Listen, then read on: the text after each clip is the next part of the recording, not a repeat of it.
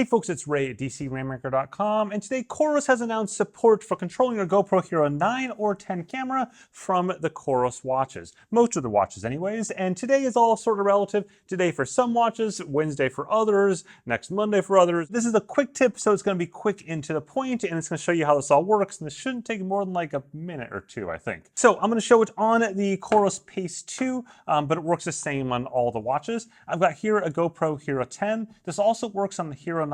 The reason why it's limited to the Hero 9 and 10 is that is what the GoPro SDK, that's a software development kit that was announced this past summer, works for. And GoPro talked about maybe expanding that beyond that, but for now it's just the Hero 9 and 10. It allows companies, including COROS and plenty of others, to develop things against the watches. I simply swipe down, I go over here, I choose connections, and then I do connect device, and then I do GoPro Quick App.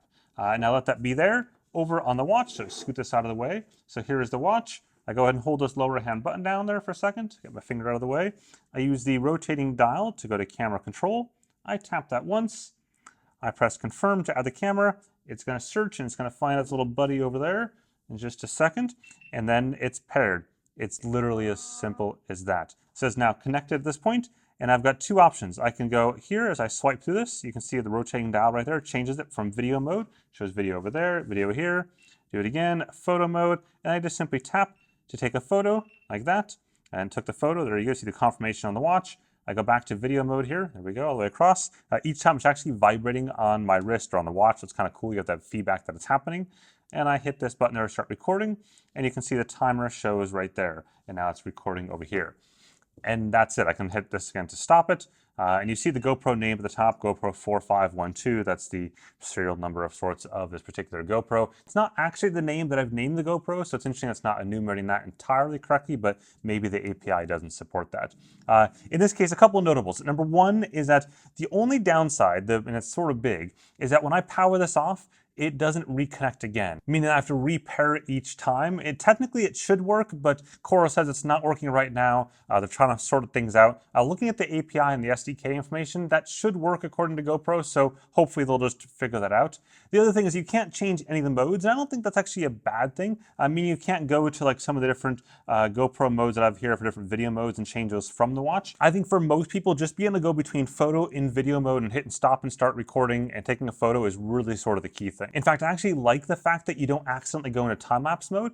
So on a GoPro, if I switch mode, you go from photo to time-lapse mode or time warp, depending on what you're in, and then to video. Versus here, it's just this. In fact, if I go over to time warp mode and I use the COROS, it'll get me back into the video mode automatically or the photo mode. So it's kind of a nice touch. I think if you're gonna be doing a time lapse or time warp, you're probably gonna be doing that from your phone. Speaking of which, a couple notes on that is that one, it will not replace your phone connection, so that's good. You still have your phone app to the GoPro, just not concurrently. So the GoPro only supports one concurrent connection actively used at the same time, but I can switch back and forth seamlessly with them. So it's not gonna go ahead and kick out my phone's connection, even though it showed as paired as the GoPro Quick App. Beyond that, there are some other updates coming today. I'll put them all on the screen right now. Number one is Komoot integration is happening for the COROS watches. That's more of a platform thing than anything else, but of course eventually pushes those routes to your watch. There's also a new walk mode. That walk mode is basically another sport mode that allows you to categorize things as walks, but also more notably focuses on steps as opposed to distance in terms of laps. So you can do step lap goals as opposed to just distance goals. That's kind of handy. They've added Galileo support across the board on virtually all the watches. And then for the watches to support AMP+, in other words, not the COROS Vertix 2, then you can do a power meter calibration from that as well via AMP+. Okay, there you go. Quick tip looking at the COROS watch with the GoPros. It is cool to see companies leveraging that SDKs. Once again, proving if you build it, they will come. If you build those options, those software development options for third parties to integrate with your products, they'll come along and do that. And this is a great example of that.